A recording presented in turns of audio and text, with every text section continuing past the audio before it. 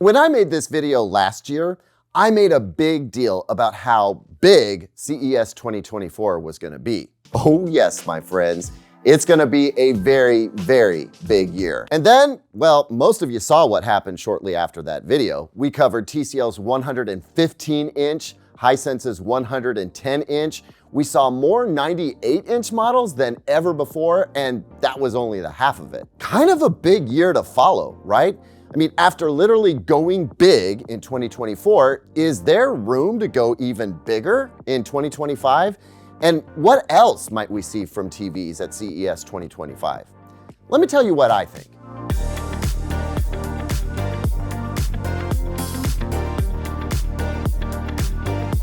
Welcome back, everyone. I'm Caleb Dennison, and I'm taking a break from packing my bags right now to make this video about what's in store for TVs at CES 2025. This year, I decided to test myself, so I wrote down a bunch of notes about my CES 2025 predictions during our Thanksgiving holiday.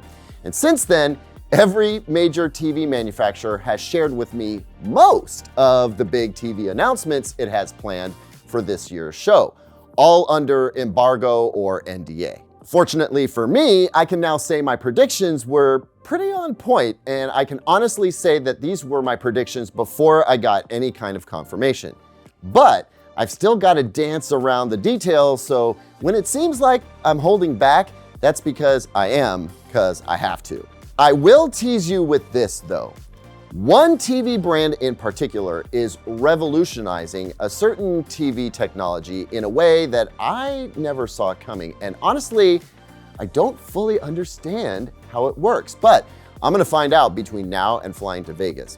I think this thing is the thing that I'm most excited to see right now. And when that video comes out, I'll let you know it's the one that I alluded to here in this video. Speaking of, subscribe and click the notification bell if you want to see all the hottest new TVs and TV technology first right here.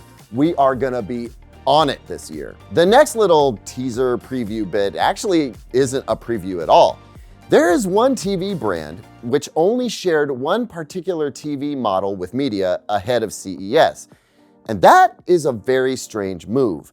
I do know there will be other huge TV announcements, but I think I may end up being as surprised as anyone, so we'll be sure to capture that live reaction on video for you as well. Okay, so what themes will we see at the show?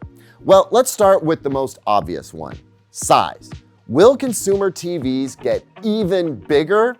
The answer, I'm quite certain, is yes. But will we see as huge a jump in size as we saw between 2023 and 2024? I mean, last time we went from a max of about 98 inches to 110 and 115 inches. That's a really big jump. Will we see another 16-inch jump to say a 131-inch TV? I'd say chances are pretty good that we're gonna see something like that. Maybe a one-off TV above 130 inches. But more realistically, I think we're gonna see maybe 1 to 5 inches larger than last year at best. Look, we all know that rival companies like to one-up each other. TCL and Hisense were at each other last year. I think they're gonna do the same again this year. Will LG and Samsung also do the same? Yes, but maybe not in the realm of massive TVs. I think there we're gonna see more of a technology battle, but we'll come back to that. The next prediction I have is that Sony will not be exhibiting TVs at CES again. Sony made a strategy change a couple of years ago, and it seems to be working out in Sony's favor. Sony will be at CES. They'll have the same big old booth they always do, but they're gonna be showing off different kinds of technology. You know that Afeela car that Sony is making in partnership with Honda?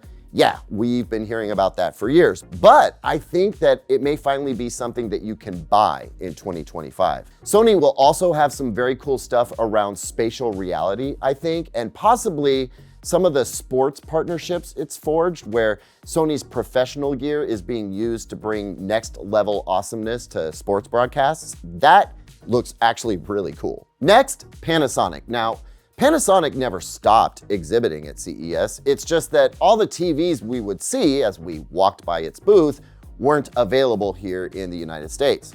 Well, now that Panasonic TVs have returned to the US, I'm hopeful that we're going to hear about an expanded lineup of TVs with more models coming to North America. And I reckon we'll want to pay close attention to what Panasonic is doing in both mini LED and OLED spaces, putting some big pressure on LG and Samsung. Speaking of LG and Samsung, what can we expect from them? Well, as for Samsung, I am putting money on seeing them lean hard into their anti-glare tech. The anti-glare, anti-reflection treatment that we saw on the S95D OLED this year, I see that either getting expanded on or trickling into other TV series. Also, I'm betting Samsung is going to double down on its success with the Frame products, both the Frame TV and the Frame speakers, especially with Hisense coming out with its competitor, the Canvas TV, and TCL with its competitor, the Next Frame TV. Of course, Samsung will have more micro LED TVs on display, but I think it may have some extra awesome transparent micro LED stuff to show off, because it's not going to let LG's OLED T television just ride without some kind of clapback. As for LG, for OLED, I'm not expecting a massive revolution. I feel like LG killed it with MLA and managed to expand that to some larger sizes already, and that probably means more evolution than revolution for LG OLED. That being the case, the G5 OLED and C5 OLED TVs will probably be hugely competitive in 2025. It's just not huge news when you're basically slaying the premium OLED TV business. But since there's now more competition in OLED than ever before, honestly, this might be the year that QNED TVs really catch my attention. They looked really solid last year, but I have this feeling that at least the flagship QNED might be worth looking really closely at. And LG needs that because it was unavoidable that it would lose some of the OLED TV market share. Moving on, I think we need to keep an eye on Sansui. They put a lot into the launch of their low-price 55-inch OLED TV just ahead of the holiday shopping season, and I have to think they are using that as a sort of Trojan horse into the US market. We may hear that Sansui is bringing a whole slate of super affordable, high-performance TVs to the US in 2025. So I'm gonna have to go check those out. Now, what about QDEL?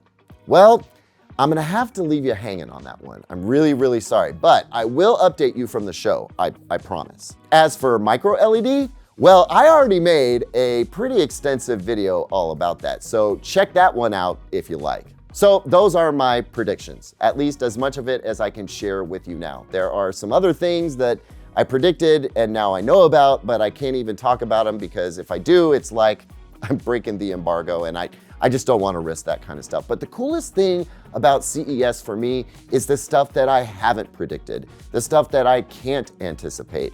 So I can't wait to get on the show floor and hopefully discover some really cool new stuff, some gems that we didn't see coming, and you can bet as soon as I find it, I'm gonna bring it straight to you right here on this channel. Thanks so much for watching, everyone. I can't wait to see you in Las Vegas in a few days. I'll see you very soon. And until then, here's 2 other videos I think you might like.